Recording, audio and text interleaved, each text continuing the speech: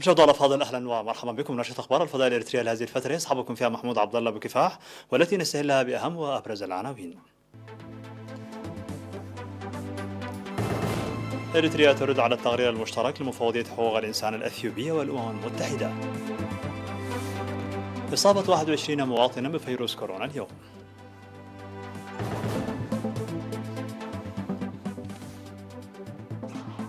تنظيم دوره تدريبيه لاعضاء القياده الشرقيه.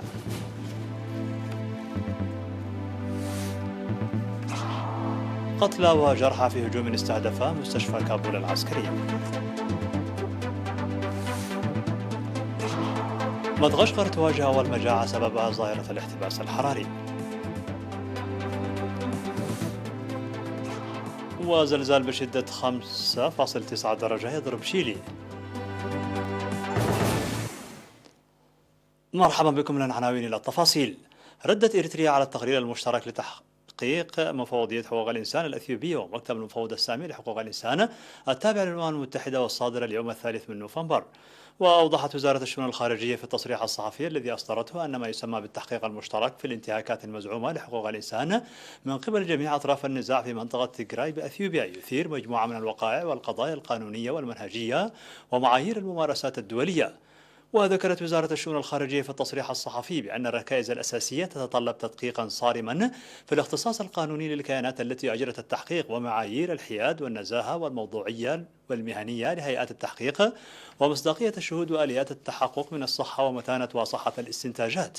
وحول بعض العيوب الخطيرة في الإجراءات ومضمون التقرير، أوضح التصريح الصحفي بأن مدير اللجنة الأثيوبية لحقوق الإنسان الدكتور دانيال بكالي له تاريخ طويل من العداء تجاه إريتريا عندما كان رئيسا لقسم أفريقيا في هيومان رايتس ووتش التي كانت تدفع بأجندة خفية لتغيير النظام. كما أن قبول المفوضية السامية لحقوق الإنسان التابعة للأمم المتحدة للمشاركة في التحقيق المشترك يثير قضايا إضافية عميقة حول الشرعية والنظام. وقال التصريح أن الحقيقة المحزنة في الصراع في منطقة تيغراي بأثيوبيا هي الموقف الذي لا يمكن تبريره لبعض وكالات الأمم المتحدة التي أيدت ولا تزال تؤيد حرب التمرد التي تشنها الجبهة الشعبية لتحرير تيغراي، مشيرا إلى المعلومات التي كشفتها مسؤولة كبيرة في الأمم المتحدة مؤخرا عن أفعال تتميز بالكثير من عدم الأمانة والتضليل المتعمد، بالإضافة إلى التصنيف اللاحق ل7 من مسؤولي الأمم المتحدة كأشخاص غير مرغوب فيهم من قبل حكومة أثيوبيا، مما يبرز خطورة هذه المسألة، موضحا بأن إريتريا أبلغت الأمين العام للأمم المتحدة في وقت سابق من هذا العام التواطؤ غير المقبول لبعض وكالات الأمم المتحدة مع الجبهة الشعبية لتحرير تيغراي. وأوضح تصريح وزارة الشؤون الخارجية أن التقرير المشترك الذي يحوي الاتهامات الباطلة التي ظلت توجه ضد إريتريا مؤخرا لا يمكن أن يؤخذ بمصداقيته وعلى محمل الجد بأي معايير كانت لكونه يهمش الحقائق الأساسية الدامقة.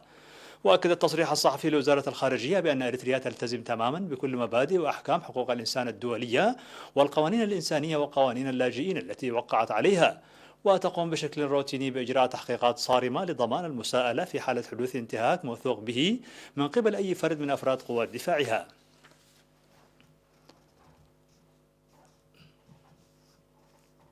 أعلنت وزارة الصحة بأن الفحوصات المخبرية التي أجريت اليوم في مراكز العزل والفحص في الإقليم الأوسط والإقليم الجنوبي وإقليم شمال البحر الأحمر أظهرت إصابة 21 مواطنا بفيروس كورونا، فقد ظهرت 10 إصابات في الإقليم الأوسط و6 في الإقليم الجنوبي و5 في عد خالة وواحدة في مندفرة و5 إصابات في إقليم شمال البحر الأحمر و4 في نقفة وواحدة في مصوى. في غضون ذلك شفي 5 مرضى بوباء كورونا في الإقليم الأوسط، وبهذا بلغ عدد المصابين بفيروس كورونا في البلاد حتى الآن 6881، شفي منهم 6741 وتوفي 45 مريضا، فيما لا يزال 95 من المرضى يتلقون العلاج بالمستشفيات. وزارة الصحة 3 نوفمبر 2021.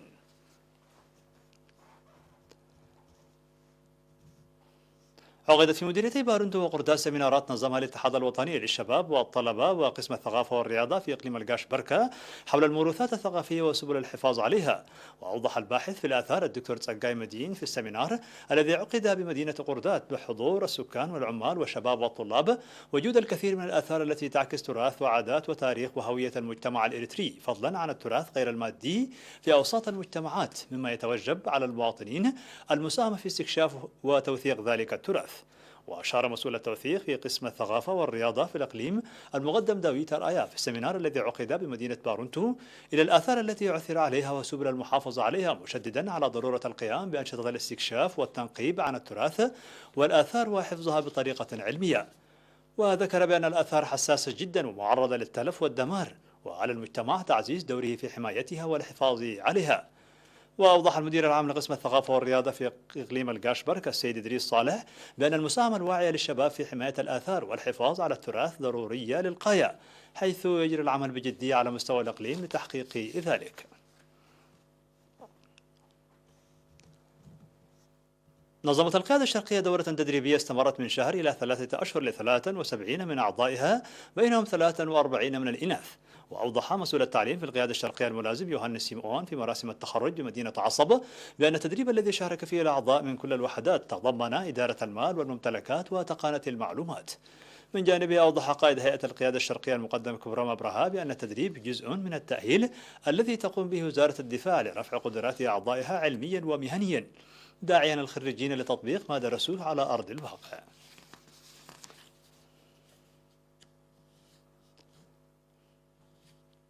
يقوم سكان منطقة الغربية بمديرية فرو ببناء مجرى تحويلي في وادي علي قدي وحلاس للاستفادة من السيولة المحدرة من الهضبة. وقام سكان ببناء المجاري التحويلية بالنفير في مناطق حديلي وربربية وأدود دعاء. وأوضح مساعد مدير ضاحية ربربية السيد محمد سعيد أبو بكر قيام السكان إلى جانب أنشطة حماية التربة وحفظ المياه ببناء غرف في انتظار الحوامل والبنى التحتية الصحية والتعليمية وبناء جدار حماية من السيول على طريق عد قيح فرو. وذكر مسؤول التنمية الاقتصادية في المديرية السيد صالح إبراهيم كاكاي فعالية النفير الذي سيعمل به في جميع الضواحي. هذا وتوجد مساحة 890 هكتار من الأراضي التي تتم زراعتها بالخضروات والفواكه والذرة في ضاحية ربربية. مشاهدينا الأفاضل، كانت هذه الأخبار الداخلية. فاصل قصير ونوافيكم بالأخبار العالمية، فابقوا معنا.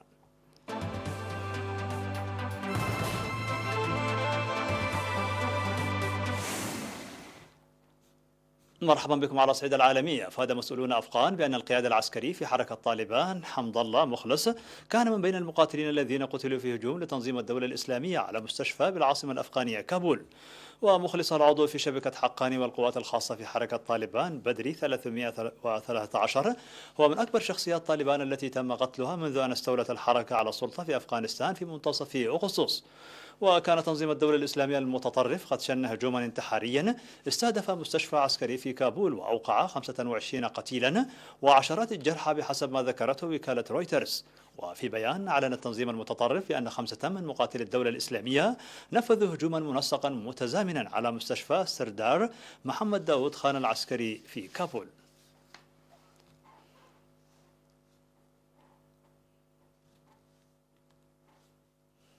حذر مساعد مدير برنامج الأغذية العالمي في مدغشقر أودينو مانغوني من أن الاحتباس الحراري الناجم عن الأنشطة البشرية هو المسبب للمجاعة التي تضرب مدغشقر، مشيرا إلى أنها الحالة الأولى من نوعها ولكنها لن تكون الأخيرة. وأوضح مانغوني خلال إحاطة في مقر الأمم المتحدة في جنيف أن 30 ألف شخص يعانون حاليا من المجاعة في القسم الجنوبي من الجزيرة التي تشهد جفافا غير مسبوق منذ 40 عاما، كما يعاني 1.3 مليون شخص من نقص حاد في التغذية. ولفت مانغوني أن هذه المجاعة هي الأولى الناتجة عن الاحتباس الحراري الناجم بدوره عن أنشطة بشرية. وحذر من أن موعد موسم الحصاد المقبل لن يحين قبل 6 أشهر، وأن الوضع حتى ذلك الحين سيستمر بالتدهور، مذكرا بأن 500 ألف طفل يعانون حاليا من سوء التغذية، بينهم 110 ألاف يعانون من سوء تغذية حاد وهم على بعد خطوة من الموت.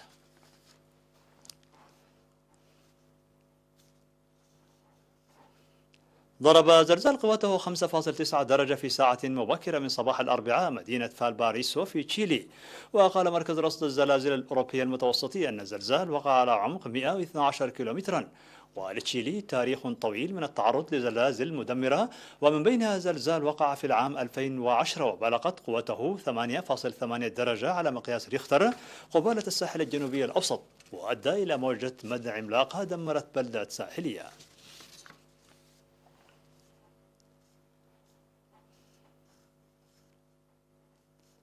في الخبر الأخير أعلن مستشفى في اسطنبول بأن الأطباء الأتراك نجحوا في فصل توأم سيامي كاميروني بعملية استغرقت 27 ساعة. وأوضحت المستشفى في بيان أن العملية للتوأم الملتصق إليزابيث وماري جرت في المستشفى بعد مرحلة علاج استمر 7 أشهر، حيث تم إحضار التوأم إلى تركيا بمبادرة من الرئاسة الكاميرونية.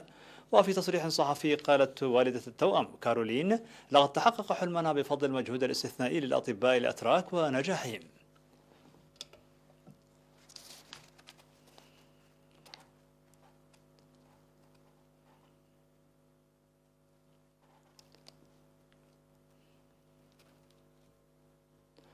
مشاهدينا الأفاضل، في نهاية النشرة لكم تذكير بأبرز ما جاء فيها من عناوين. إريتريا ترد على التقرير المشترك لمفوضية حقوق الإنسان الأثيوبية والأمم المتحدة. إصابة 21 مواطنا بفيروس كورونا اليوم.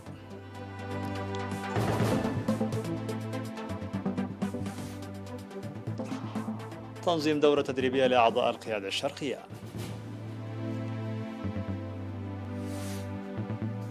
قتلى وجرحى في هجوم استهدف مستشفى كابول العسكري.